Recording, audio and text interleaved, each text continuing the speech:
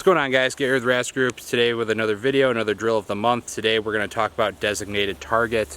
As you can see, we got some targets laid out here. I'm going to run the drill and then we're going to talk about the importance of it, what it works, why I think you should do it, and go from there. All right, let's run this.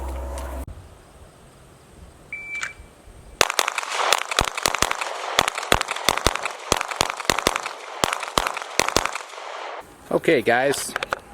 So that was 18 shots ran in a 665. I'm gonna actually walk you through and take the time to show you the hits, so you know that I'm not bullshitting. We got, just so you know, targets at 1 at 5, 2 at 10, 2 at around I would say 17, 18-ish yards. Okay, so bulk of our shots are on the 5-yard target. Looks like we have 1 Charlie, 1 line breaker. So far 1 Charlie,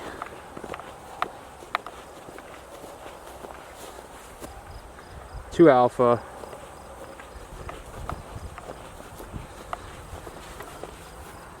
2 Alpha.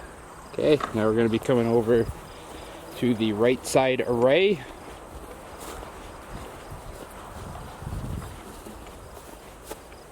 Got 2 Alpha. Well, I'm very happy about this set of snake bites right here. For designated target, as you can see, I have to start on one target and then end on that same target, but I have to make sure I'm engaging that target in between all the other targets, right? So for this one, I chose the target right in front of me. If you're just getting into this, I would say that's probably a pretty good option for you, just because you can really work on blending your sight confirmation levels and blending those transitions into each other, right? Anytime we're going from a higher level of confirmation to a lower level, we can essentially blend those targets, right? So I use that front target as my designated target. Now, the cool part about designated target is there's 1,000 different ways you can run this. You can designate the far back target as your designated target. You can designate one of the middle ones. You can designate the front one. 1,000 different ways to do this. You can change the distances. You can do, 10, 20, 30 yards if you really wanted to. You can do any number of things to increase the level of difficulty for this type of drill. I really like this for working on transitions. I think this is a great static transition drill to do. I don't think, though, that if you're doing, if you're competing at a high level or trying to compete at a high level, that you should be doing the static multiple times.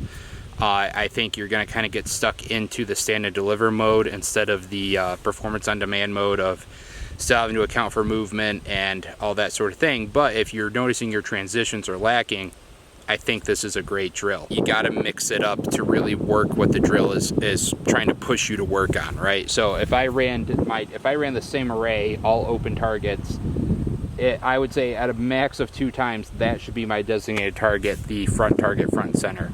And if I want to do this drill anymore, I should use one of the outboarding targets, one of the farthest targets, something like that. Something to change the difficulty level, or to at least change the way that I'm running it, right? Something that's really helped me lately is I will not run the same variation of a drill again and again and again and again and again and again and again. I will mix it up. What I get is what I get, and I kind of move on and analyze the fundamental issues that I'm experiencing as to why I'm not hitting the goal that I set out to hit, right? So I'm gonna mix this up. We're gonna incorporate some no shoots into this. I think that's kind of a fun time. So we're gonna do that and run it again and see how he did. That was a 665 with 1 Charlie. So I don't know what the hit factor would be, but that's 90 points divided by, it would be 88 points divided by 665. So I believe we're gonna be somewhere around 12 or 13. Pretty cool. Let's see if we can maintain that with some added difficulty.